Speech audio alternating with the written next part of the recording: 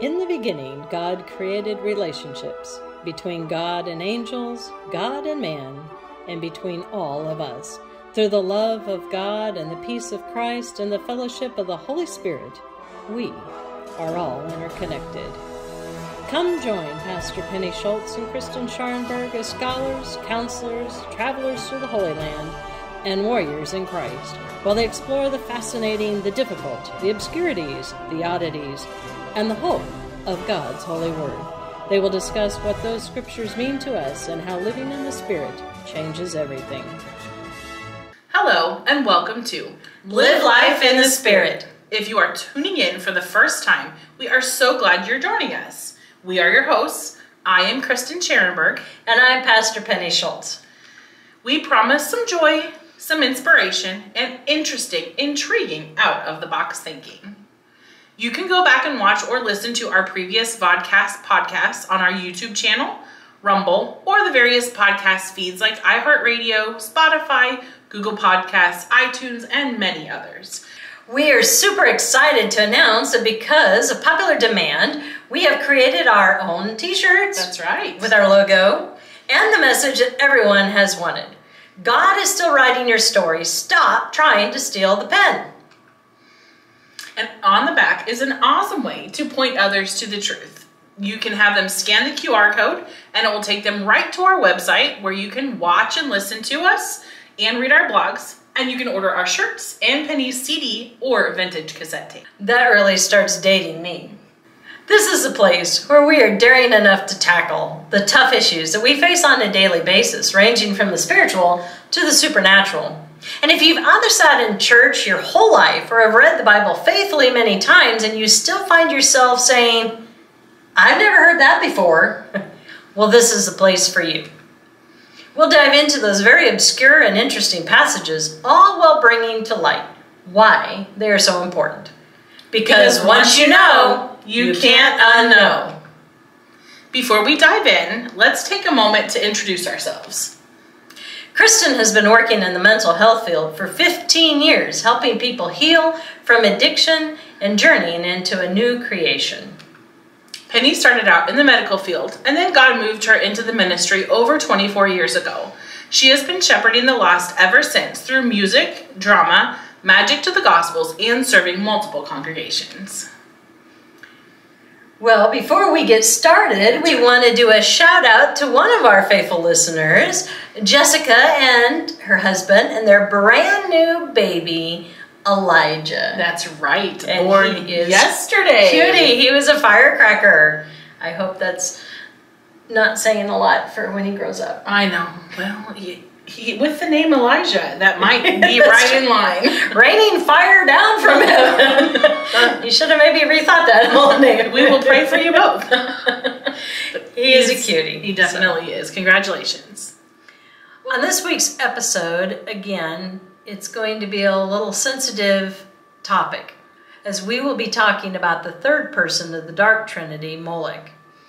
And what he is most noted for was child sacrifice. Because of that, we just want our listeners to be aware if there's young ears nearby, maybe wait and listen to this one a little later. But again, we're doing this because the truth really needs to get out. The last 2 weeks, we've been diving into the little gods or the entities behind those titles that have been wreaking havoc or raising hell, both throughout all of history and even in this country right now. Now, as long as God is first and only in a nation, they are blessed. They prosper, they have safety, and they find peace. We see that throughout all of Deuteronomy and many of the scriptures that talk about that. And then in Ephesians 6:12, it says, "For we do not wrestle against flesh and blood, but against principalities, against powers, and against the rulers of the darkness of this age, against the spiritual hosts of wickedness in the heavenly places." And we've talked about that each week because it's such an important part of what we're fighting against right now, and just something we need to keep at the forefront of our mind while we're doing this. Because karma does not exist. Well, yes, by our circumstances and our decisions that we make. what we do shell out sometimes does come back. But there are other forces at work as well. 100%. So while we said once a nation follows God, it is blessed. But at the same time, if they turn away from God and they follow something else, then there's consequences and curses that come about that. Right. Because once the door is open and God is no longer front and center, these entities waste no time in seducing and enticing and turning as many hearts and lives as they possibly can towards them and away from God, Adonai, Yahweh. So in Matthew 12:43, it says, when the unclean spirit has gone out of a person, it wanders through waterless regions looking for a resting place, but it finds none. Then it says, I will return to my house from which I came. When it comes, it finds it empty, swept and put in order. Then it goes and brings along seven other spirits more evil than itself. And they enter and they live there. And the last state of that person is far worse than the first. So will it be with this evil generation. And that is the key line at the bottom that most forget. It's talking about the evil generation, the nation, not just a person. It's both fold. And that's kind of what we've been looking at. That is. With this little series on Return of the Gods, which is from Jonathan Cahn's book, we've looked at the possessor, Baal, or many know him as Zeus or Jupiter or Osiris, Kronos, Enlil, Kumarbi, Marduk. And we've looked at the enchantress, Ashtoreth, Ishtar, Isis, Aphrodite, Venus, just to name a few. And today we're going to look at the third entity of the Dark Trinity. Molech. And what he is most noted for? Child sacrifice. Last week we said that when the gospel message went forth from the apostles, the daimonia or the demons, they left just at the mere name of Jesus. Right. That name literally drove them out. Now, there's an interesting note here that I wanted to raise. We've talked about Baal, we've talked about Ashtoreth, we've talked about Solomon putting up the high places right there on the Mount of Olives. But now we're going to look around that Sea of Galilee. What was really going on at that time? Well, there's a place called Kursi, or it's the country of Gadaris. That's part of Decapolis. If that kind of sounds familiar, it's because there's a story in the Bible when Jesus gets on the boat and there's the storm and everything has happened. This is right after he's healed the lady with the flow of blood. And they go across the sea. Now, the disciples did not want to do that for many reasons. Right. One, they believed in sea monsters, which is interesting, as we've talked about that. Yep. And they believed nothing good came on the other side. They weren't even supposed to go to the other side. Correct. Well, why was that? Because on the other side of the Sea of Galilee was what was called Decapolis, and that was the 10 pagan cities. Right. Decapolis means 10. So as the disciples are going out and they get halfway across the sea, this big storm comes up, and now they're in this horrible, horrible, terrifying storm. And they're going, see, we knew we shouldn't have come across here. Jesus is sleeping, and then he wakes up and he calms the storm. Right. And they continue to the other side. And what should be waiting for them? These two possessed men, completely demon-possessed, that are violent, and nobody could pass that way. Now, if you were one of the disciples, you're probably going, again? Why do we come over here? That's why we're not supposed to be here.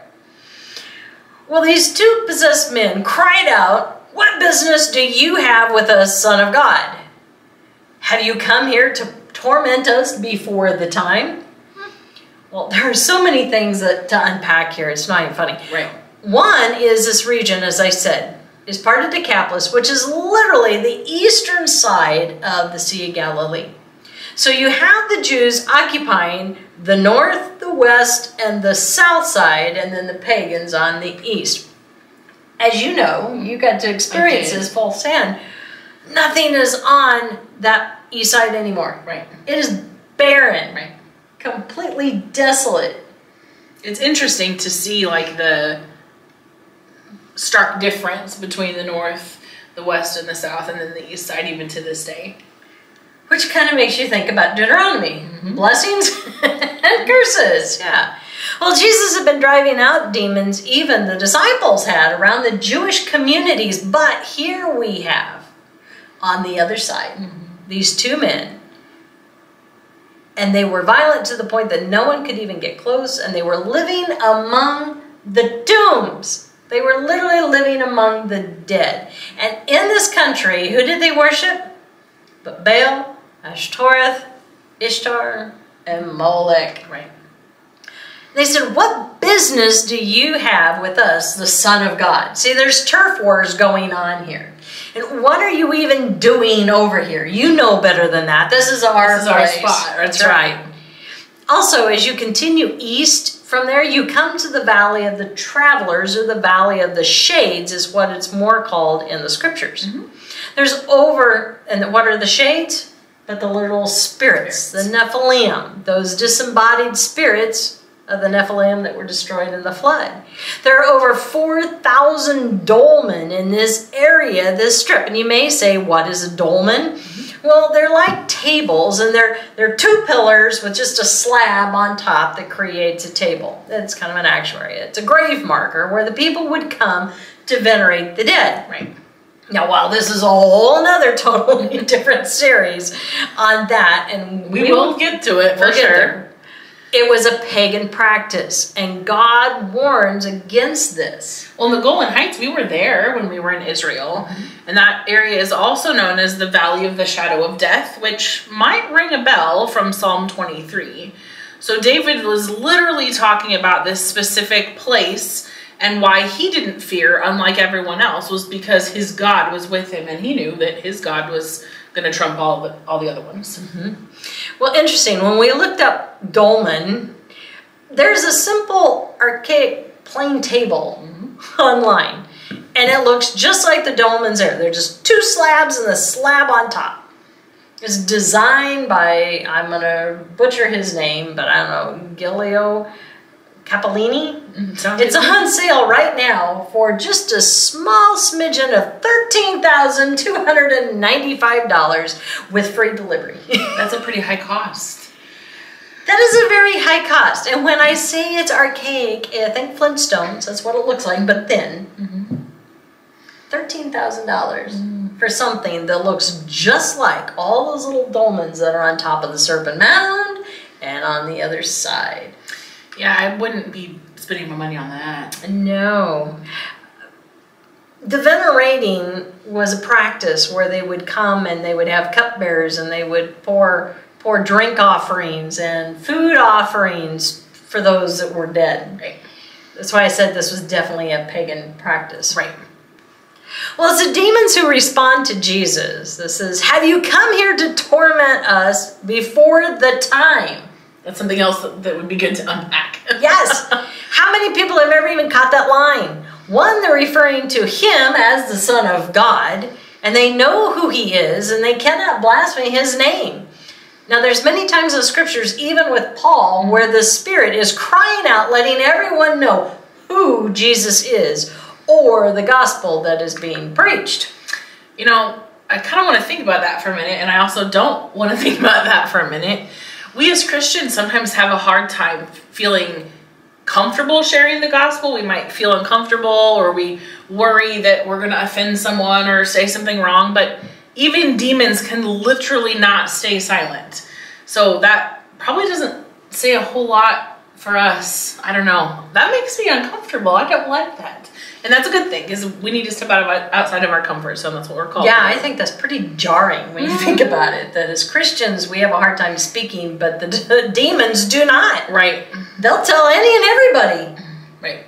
who they are. And the other interesting thing, I guess, as I was thinking about this too.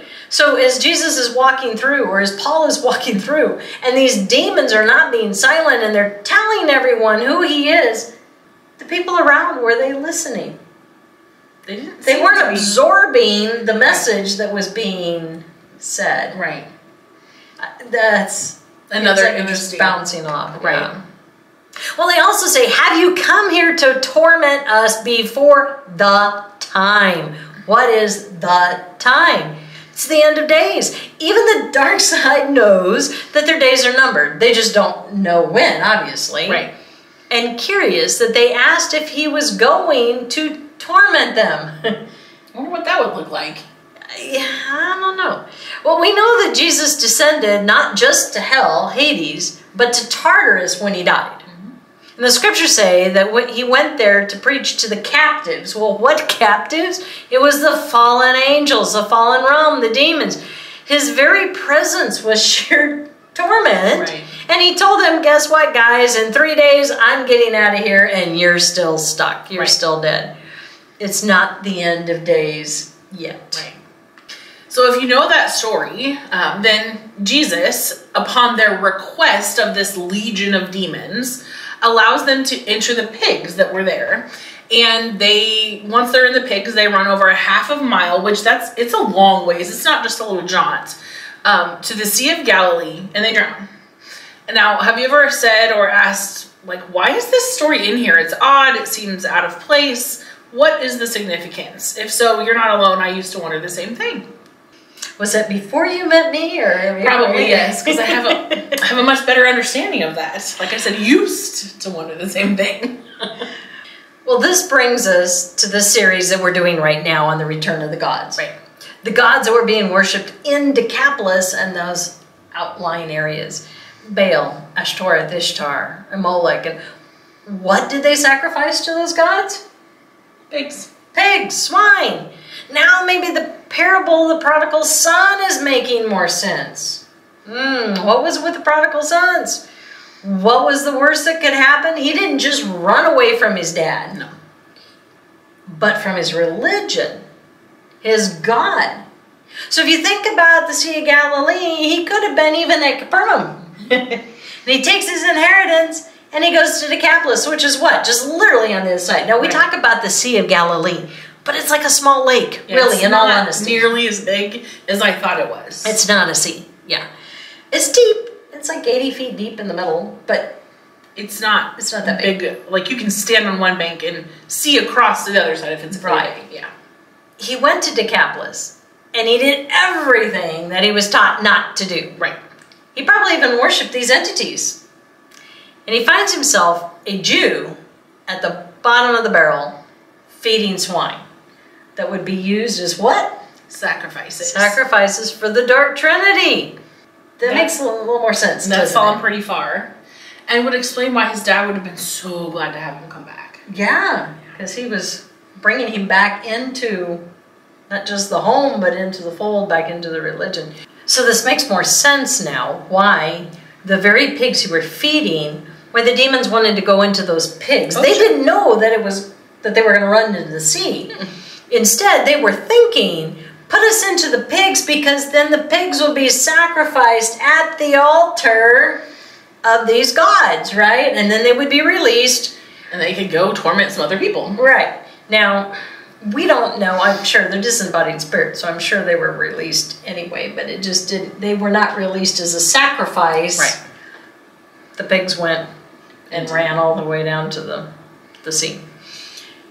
Okay, so this brings us this week. We're kind of bringing all this about how all the different scriptures in the Bible are talking about these very entities that we're looking at. Right. So we're not making them up. They're not a figment of our imagination, trust me. Unfortunately not.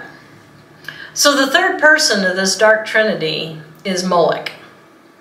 Now he can actually be equated with Baal as well, but he has been given his own name.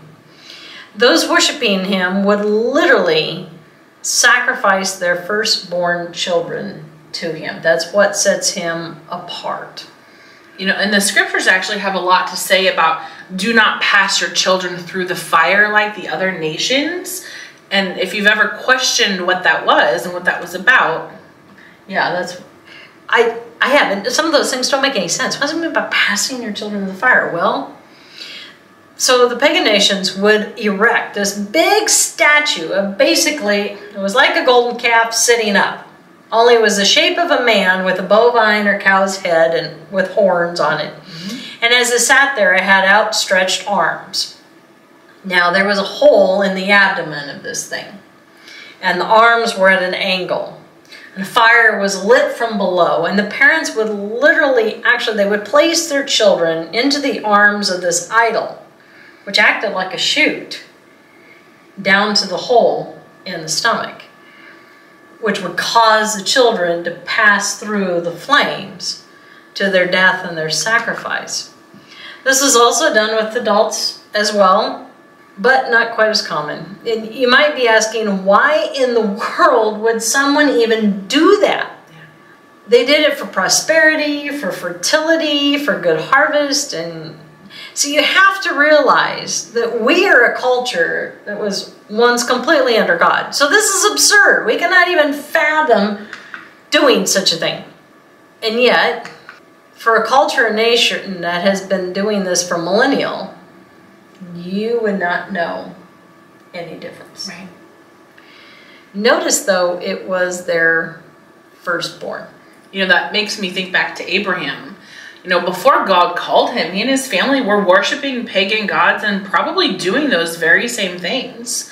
And that might have been why Sarah had not had a son yet.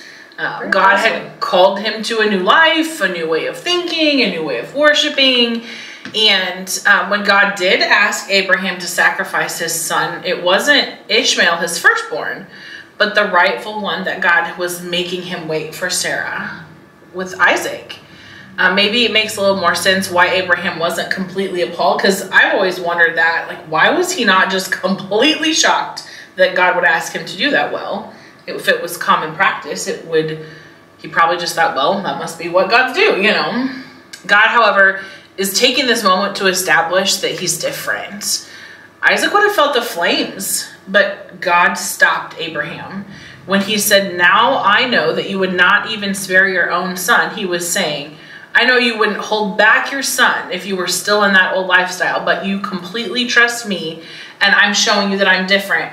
I'm the God of life, not the God of death. I think about the story, and there have been times even for me that was so hard with that.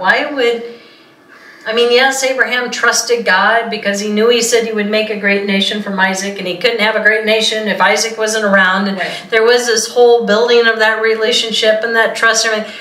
But it was also, what most people don't realize, it was that removal from the old practices, those old things that were ingrained, to God showing them that I am completely different. Right. You know, as we think about the whole ritual, though, of what he would have had to go through, and we know that Abraham had been a part of that. Mm-hmm. And they used loud music even as they were doing sacrifices to Molech. You had the noise of this huge fire that was underneath, and they played loud music. The point was, and drums, and the point was to muffle any screams or cries that were happening during this, but it somehow kind of cast a spell on the people, and in so doing it turned it into a celebration. Right. And you'd be going, how how? Our brains are like, how could you celebrate something like that? And yet they did. And one could be going, how is that even possible? And then again, it's happening again. We are seeing it come full circle. Right. As we said, eventually the gods departed over there because of the gospel message. Mm-hmm. The gospel of Christ was spread into the world, and the demons and the gods were driven out. But what happens? America was founded on Christ. We were one nation under God, under Adonai, and we were blessed. We were spared from this gruesome, barbaric act of worship as long as we kept the other entities at bay. But what happens if the gospel leaves? Return of the gods. That's right. In Jonathan Cahn's book, The Return of the Gods, he points out the exact times, the dates, the locations, the ancient prophecies, the mysteries behind all this that have been there the whole time, the fulfillment of those acts, the rites, the celebratory worship of these gods that we have led into our country. There is no way that any one person could know this stuff. It was a divine download. Again, you can look up any of it. It's true, but there's no way one person could even know all these things. Right.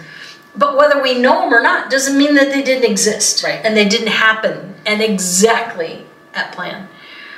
So the gods, the entities that have masqueraded as gods for millennials, we have the physical and the visual presence that Baal and Ashtoreth And now we see the same examples of Molech right here in our country, even today.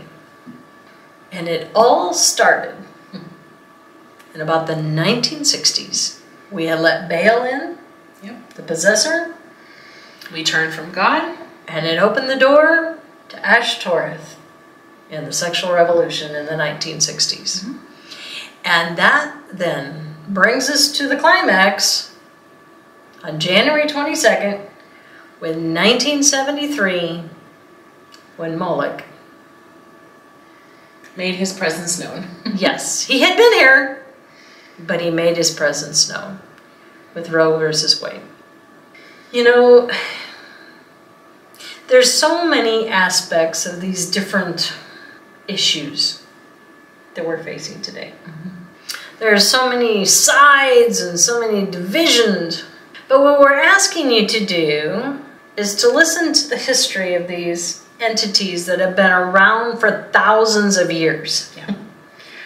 What we're dealing with now is not new issues. No. It's just new in this country. Right. We're asking you to step back, just listen to the history, listen to the facts, and look at who is really behind a lot of this. Right. They're complicated issues and divisive issues. They have been created to divide and to destroy. But if you can step back and look at really where they're coming from and the damage that's being done, it can make it uniting in that way, that we can unite against what we're really needing to fight against. And that's true. Jesus kept saying, a house divided against itself cannot stand. And that's what these entities are wanting. Right. They're wanting to divide a nation, so that way they can divide a culture, so they can divide the church, so that way they can divide congregations, divide homes, I mean, it comes marriages, it goes all the way down. Right. To the very, very basic. And ultimately they want to divide us away from God. 100%. That's really where it's coming from. Mm-hmm. And it's... So it may seem like we were kind of bopping around with some of the different scriptures and the different stories. I mean, we talked about Abraham in the Old Testament and then these gods, and we bring it up to the parable and everything going on. But I wanted you to see that it's all related, because it's all referring to those same gods, and a lot of it in that same spot. Right. You know, that valley of the shadow of shades, that valley of the shadow of death, if you look at where that valley is, where we were at on the Golan Heights, which is north of the Sea of Galilee there, that valley runs clear down to the Dead Sea. Right there on the Golan Heights is Gilgal Rephaim, where we went. That's the wheel of the giants. Right. And right beside that is the Serpent Mound, where they're buried, and that's where the dolmens are at. And on the other side of that, in the whole valley, I said there's over 4,000 dolmens that they found. On the other side of that is Mount Nebo, where we were at, and that's where God buried Moses. Now, why would I even bring that up? Because we're talking about this fallen realm. It was all about staking claim. Absolutely. What did those demons, what did that legion of demons say? What are you doing here, basically? Right. Why are you on our turf? That's what this whole fight was between Satan. Satan goes to God, and if you read about that in the Old Testament, Satan goes to God and he fights for control of Moses' body. Have you ever said that makes no sense? It's because of where Moses was buried. Well, we don't know where he was buried. We just know that he was taken to Mount Nebo. But that's in that area of the Valley of the Travelers. That was Satan's turf. Right. That was his spot. And so he was like, claim, it says that Satan fought with Michael, the archangel, over the body of Moses. He was saying, basically, if you're going to bury him here, he's mine. Right. And God and Jesus continue just to say, nope. Nope. And it's the same way with Jesus there driving out the demons, going, you have no power here, and you know that. Right. I own it all. So, just a good reminder in a difficult conversation that who wins? Yes, who wins? Who really has the final authority and the final say? And I remember, I mean, standing on Mount Nebo and looking out over all of that was probably one of my favorite parts about going to Israel. And it was truly a spiritual experience for me. You could just feel God's presence there, and just imagine what it would have been like for Moses to stand and get a glimpse of the promised land that he knew he wasn't going to get to enter in. And after all that they had been through and all he had been through, it was pretty amazing. So knowing that we were looking at that area and looking at all of the promised land, but including that valley of the shades or valley of the shadow of death, it was pretty incredible. Yeah, I have heard some people even say that God must have showed him in the spiritual realm the promised land. Well, no, you can literally see it from up on that mountain. Yeah, it's a very high mountain. Yeah, you can see, well, at least you see the top third of the Dead Sea. And you see it all the way to Mount Hermon. Yeah, you can even see Mount Zion. I mean, Jerusalem. You can see a lot. You can see a lot on a clear day. So that was, and what was waiting for them to get into there, but giants. Right. So when we talk about this stuff, we're not making this up. No. It's literally right there in the scriptures. All those little obscure passages that you may wonder, what does that mean and why is it there? It's important and it's all connected. And you've skipped over it because you didn't understand it, or you thought, it must not be that big of a deal. It is. Yeah, so now when you go back and read that, you go, I know. I remember I heard that somewhere. Hopefully something will stick. And because this is such a solemn topic, because we're dealing with an entity who requires child sacrifice, that is beyond disturbing and beyond unsettling and beyond heartbreaking. And it's not something that our God wants at all. No. He has never, ever required, and never will he require us to sacrifice a child. No. And because of that, we just decided today that our joy break would be a little bit different. And so you won't hear the usual laugh track, and we're not going to have a funny story so much today, but more of a heartwarming one and a reminder of why children are such a blessing. And so this is actually a personal story from my family. And so as we've talked about in our introductions, I have 2 sons that I adopted in 2020. And there was a day in early 2021 that was particularly difficult. It was a pull your hair out, drink before noon kind of day. And I was ready to just go back to bed and hope for better things the next day, but that wasn't an option. So God was good and gracious, and he stepped in. And so back at Thanksgiving time the previous year, we had made a decision to make a list of like 25 things we were all grateful for, and we all made our own list. And at some point in time we were going to get together and talk about it, and as happened, sometimes life got busy and we didn't do that. And for some reason during that day I had the thought, maybe we should sit down and look at those lists. And then I went, I don't think any of us are going to feel very grateful for anything today. But it just kind of stuck with me. So it was towards the end of the day, and I just brought it up, and I said, I think maybe we just should sit down and go through these lists of things that we are grateful for. And my sons did what they always do, and they redeemed themselves in those moments, and it was pretty amazing. They shared the most genuine, heartfelt things that they were grateful for. And my heart just soared. The things that made their lists: a loving home, because where they came from, they didn't feel loved. And knowing that we have enough food, because they know what it was like to go to bed hungry and to worry when their next meal would be. And love, because it's lonely when you don't have people who love you. And just like that awful day melted away, and God reminded me to have gratitude and to have love, and to remember that even on the days when, even today, my kids make me feel like I need to pull my hair out and drink before noon, there's those times and those things that you remember, and you're reminded of why you do this and why kids are such a blessing and such a gift. And even though there are certainly days when it's really hard, it's still one of the most amazing things that you can do. I just thought that that was a good reminder, because we all have those days when it's difficult, but it's good to be reminded of why it's worth it. You know, I birthed all 3 of mine, but there were many days like that as well. And I have 3 girls, where she has 2 boys. But I can remember many a days going to bed, pulling my hair out, but still knowing how hard it was to have the 3 that we had and how much we wanted them. And so it makes this topic very difficult to try to wrap my mind around. When, as a mom, if you've ever suffered infertility and had to go through procedures and had to go through having your hopes dashed and all that stuff to get pregnant, I have a hard time doing the whole, we're going to sacrifice a child for fertility. You just had a child. Seems like you survived the fertility thing. I just have a hard time with that. And I struggled with similar things also.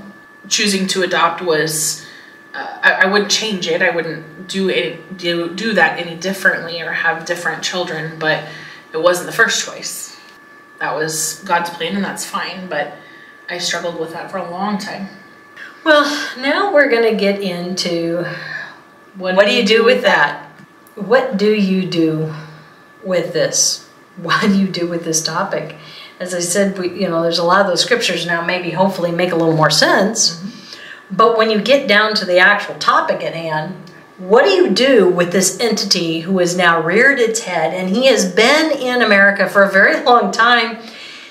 And I won't even say been under the radar. The problem is, it's how it has been packaged and how it has been promoted that we haven't realized what has actually been going on.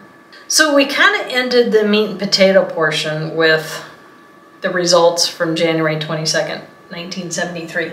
I was 2 at the time, so no, I don't remember it. I wasn't even a glimmer. But it was Roe versus Wade. Now you've heard that, and it has been thrown up into the, ever since I was little, that's all you heard was Roe versus Wade, Roe versus Wade. And then we had the overturning of Roe versus Wade. And you have people that are fighting so much on either side of that. But my question is, do you actually even know what the true ruling of that case was? Or what that case actually really was about? Right. I did not. I didn't either. I hate to say. We had to you do heard some about research. it, didn't really know. And after you do the research and you find out, it's really interesting. Yeah, it's not what I thought at all. No. Well, I wanted to know who actually Roe was and who Wade was. Well, it was a unmarried pregnant woman who was fighting because in Texas they had laws that said she could not have an abortion in Texas unless it was to save the mother's life. And right. That was not the case in this. But here's the interesting thing. I don't know anything about this woman's story. I don't know if she was raped. I don't know if it was just an unwanted pregnancy. I have no clue. All I know is when she decided, and it was her doctor, and when you really find out, he was an abortion doctor. He was the main pusher against this to go to court. By the time, and it went through several courts in Texas, long before it ever got to the Supreme Court. If it was illegal for her to have that abortion, I want to know what happened to that child. Right. Because we know how the courts take. It would have been a very long process, and there's no way that she was still pregnant. No. When this even went to, when they even heard the first case or the second case or the third case. So right there, that makes you go, okay, was she really fighting for something she wanted? Right. Or was she being used? Oh yeah, it definitely makes you wonder. And I won't even say so much as used by the doctor or by the group behind this movement. But as we look today, it really was who? The entity behind this. Right. So if you go in and you research it and you find out what that ruling was, when it got to the Supreme Court, it really came down to, they already had a thing on the books that said if the mother's life was in danger, that wasn't even an issue. Right. But they wanted to know then roughly what considered a baby and who really had the rights. The state said that as a baby, it had rights. It had rights that they had to protect. Under the 14th Amendment. Under the 14th Amendment. Then you have the Supreme Court that said, well, it doesn't specifically say. Because it said naturalized, born or naturalized. Yeah, it had to be born for the Constitution. Right. Yet, if I was in a motor vehicle accident and I was to kill a pregnant woman, I would be brought up on 2 cases of manslaughter, both her and the child. Right. So that case in the book is saying that that unborn child is a child that I have taken that life of.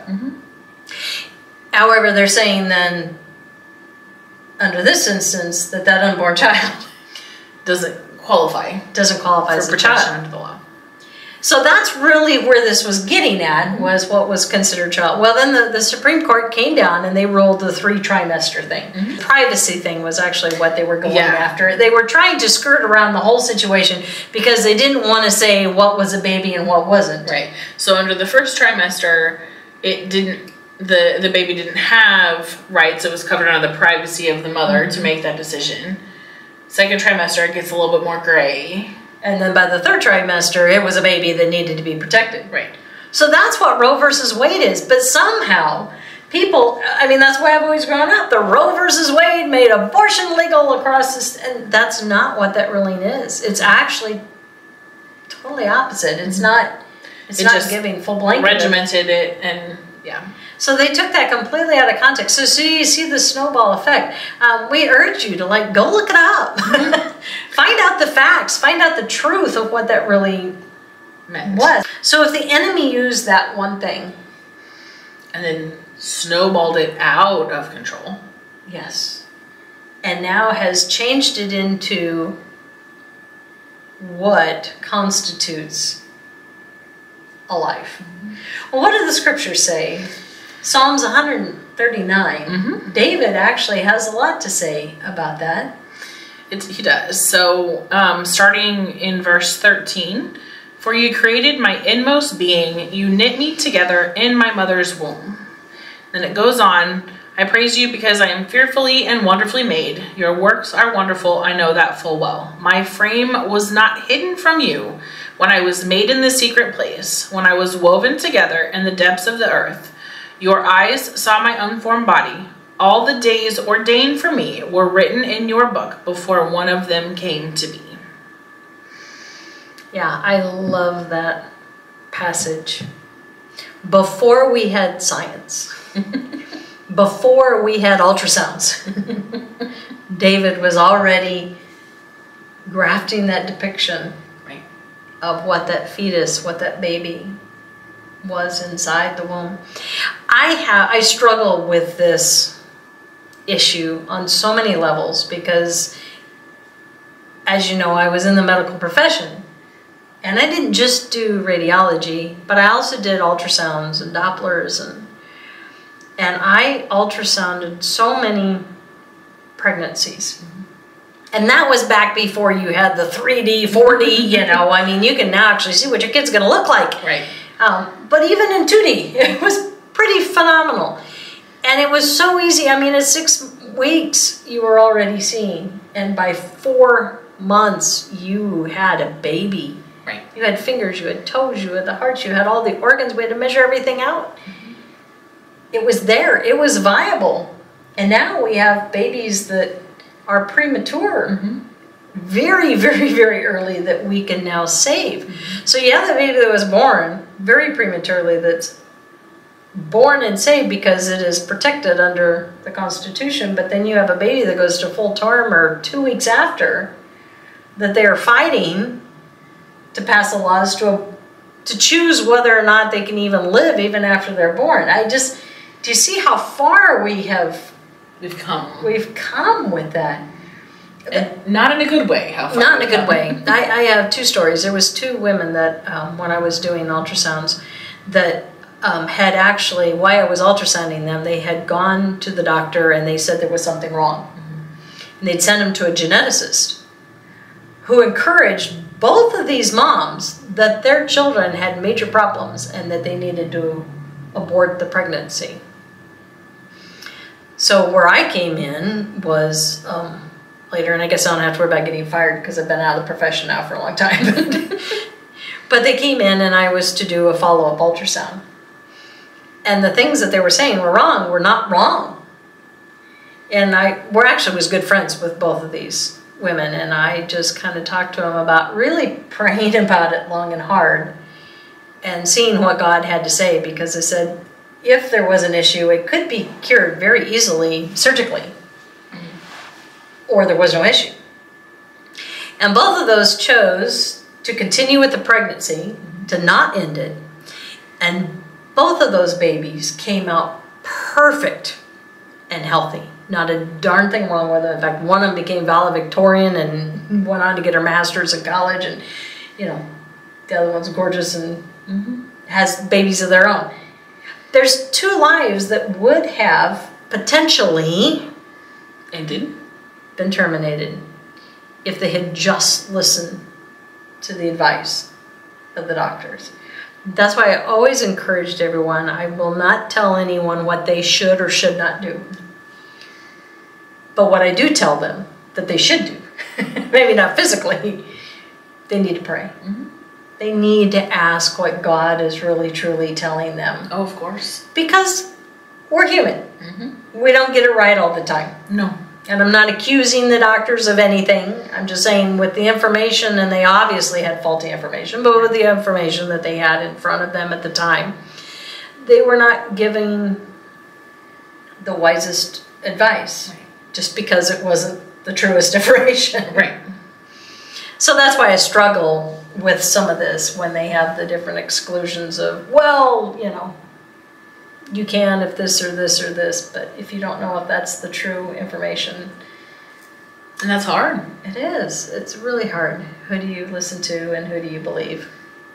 Which is why going to God, who's the ultimate of all knowing, and he can tell you the right choice to make on those kinds of things for sure. Why did we see the explosion of this issue in the first place? As I said, we have to go back to Ashtoreth when she came in and it was the age of Aquarius and it was the sexual revolution. What was different? All of a sudden the family unit, the family structure started dissolving. You saw so many more teenage pregnancies. You saw so many more pregnancies out of wedlock. You saw so many more broken families. Right. Because sex was no longer reserved for the marriage. And when you can have sex whenever you want and with whomever you want, it was like then we weren't looking at what the consequences of that was going to be. And once we started recognizing what the consequences were going to be, we had to do something to because we didn't want to have to give up on that. Right. So when we allowed Baal in and we started allowing this dark trinity in, that was the problem. We had consequences, major consequences for our poor decisions, and it was literally the removal of morality. Mm-hmm. We were turning our backs on God. We were turning our backs on what the scriptures say. We were turning our backs.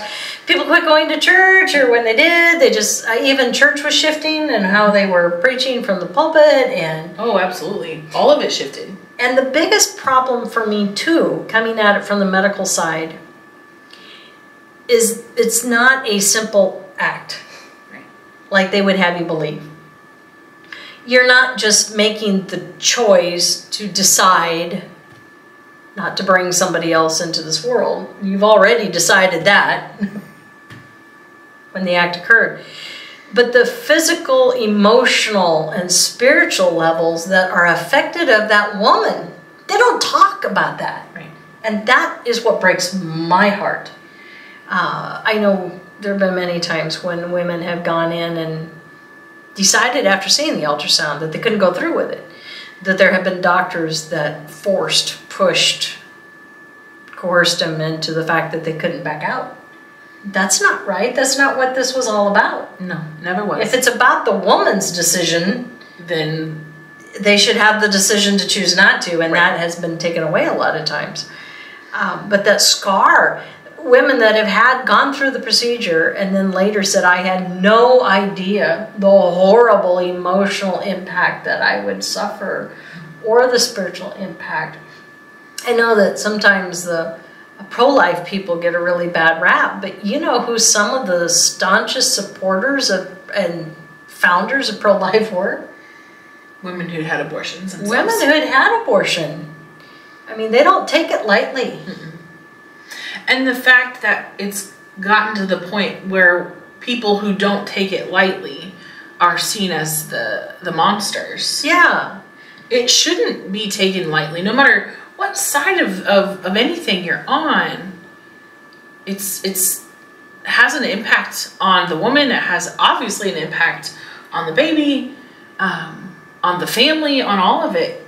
And so why wouldn't we want that to be taken with seriousness and with the reverence that life warrants? And it shouldn't be anger and all that kind of stuff. That's the problem. That's the division. Usually the people that are so passionate, it's because they don't want others to go through the pain and the suffering and the consequences of those decisions that they did. Right.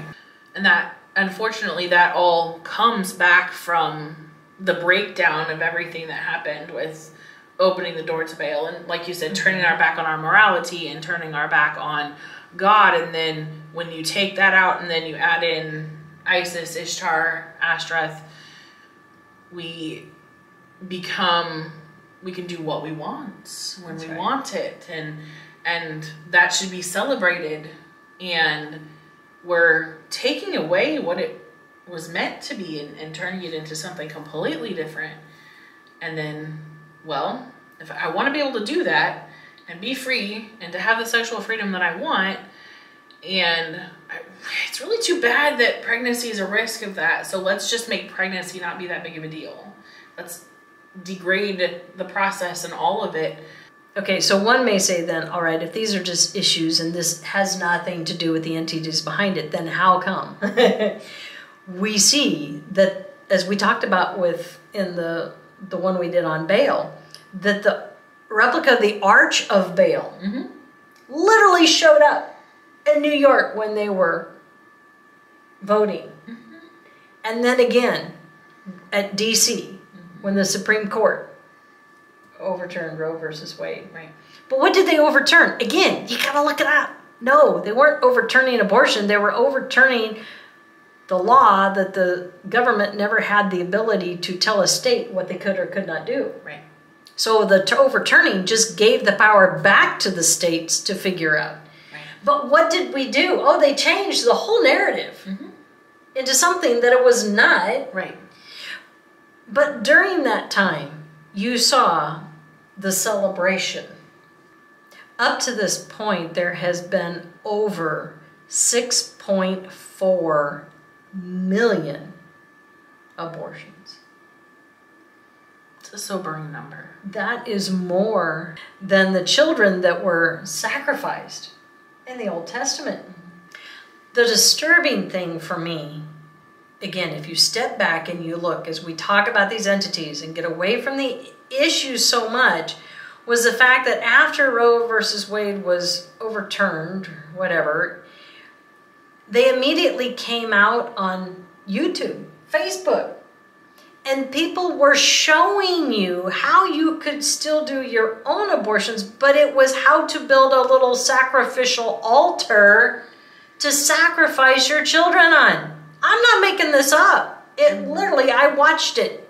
I mean, the making the altar. They take the issues and they make them about something different, but that's what it is, and that's what this entity requires. And so by changing how we look at it, we're not recognizing that that's what we're doing. Because I don't believe that 99.9% of all women who walk in with that as their decision, that's not what they think they're doing. Right. But the environment that we've created and that has been created and fostered is allowing for that.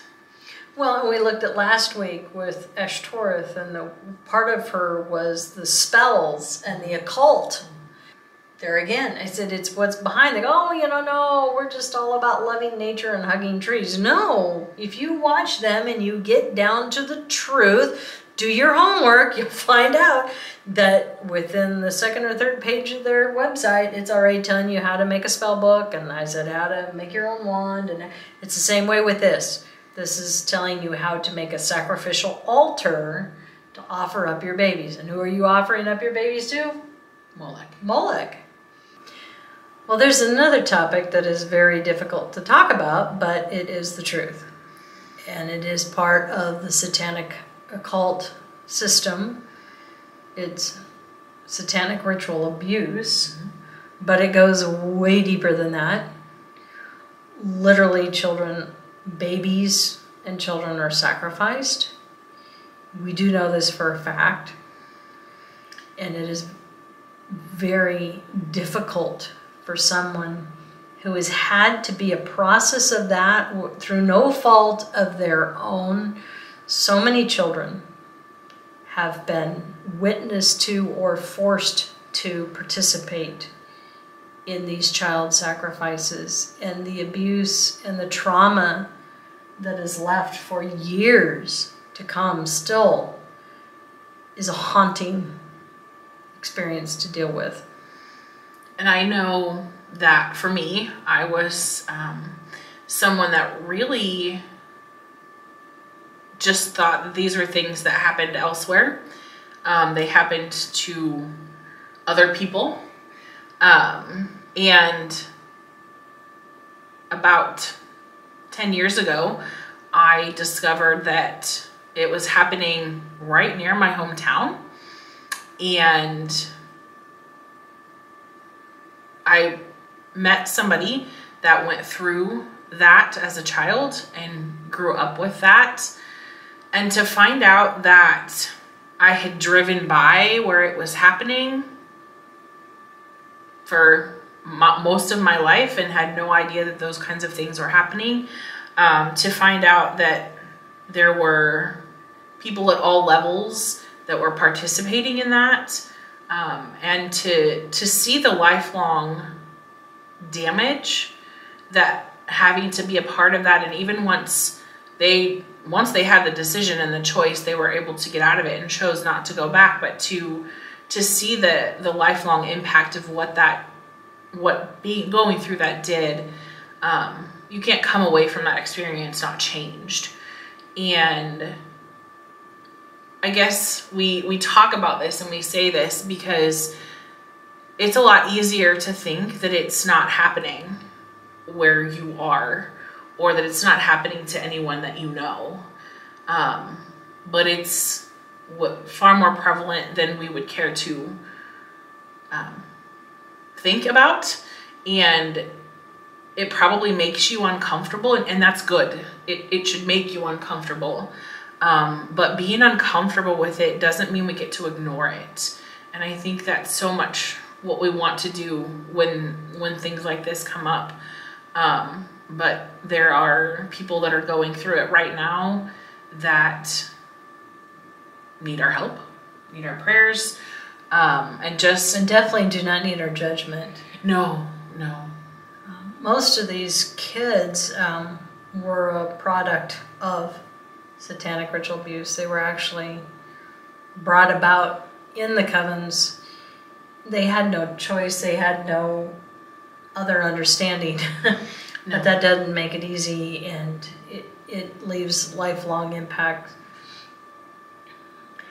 There are many, many ministries out there currently. If you just get on and look of those ministries that are trying to help people get out of satanic cults, those who have suffered from ritual abuse, many adults who have kept this to themselves the whole time because they didn't even know where to turn. They were scared to death to tell anyone. What will people think? Well, it's a difficult issue. And the fact that they often use that same system that you talked about way back at the first conversation, as far as if you leave, we're gonna entice you to come back.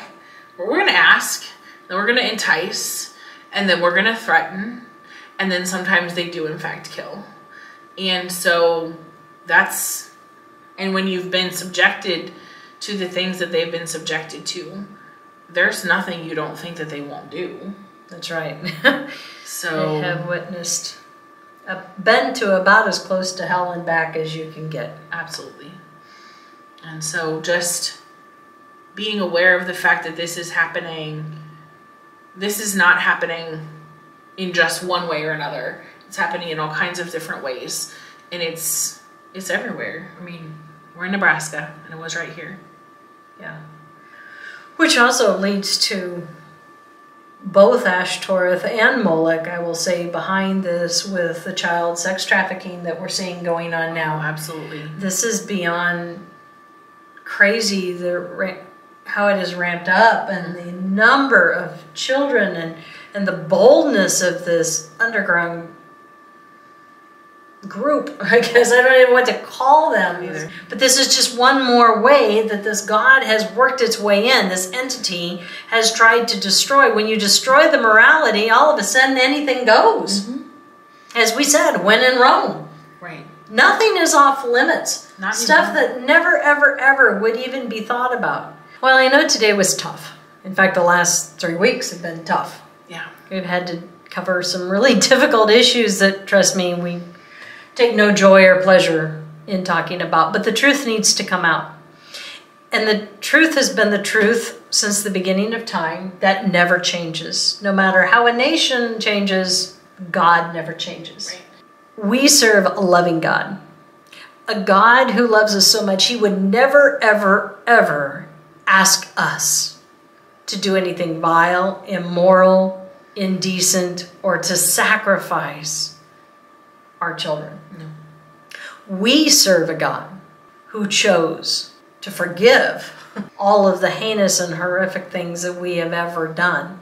He sacrificed his one and only Son on a cross to give us true freedom, to give us true redemption, and to give us true forgiveness. We know there's probably many of you out there listening to this that maybe you fall into one of the categories that we talked about, and you're hurting and you've really struggled with this in your life. Just know that we serve such a big God, and he does see your heart. He does know your story. You know, he's still writing it. Mm-hmm. You're not done, and he offers forgiveness. We each have a story, and it's different. Doesn't make one better than another, but it's what connects us all together. And God has the pen, and as long as you still have breath in your lungs, That's right. you still have a wonderful chapter to write. Probably many chapters. I can tell you right now, though, that those chapters will go a lot better if you give the pen back to God and you let him write it. You ask for that forgiveness and you surrender to the wonderful will that he has penned out for you, because it will be glorious. It will. It will be full of healing. It'll be full of redemption. And ultimately, it's going to be full of glory in and through his Son, Jesus Christ. Amen. Amen. So until next week. Bye. Bye.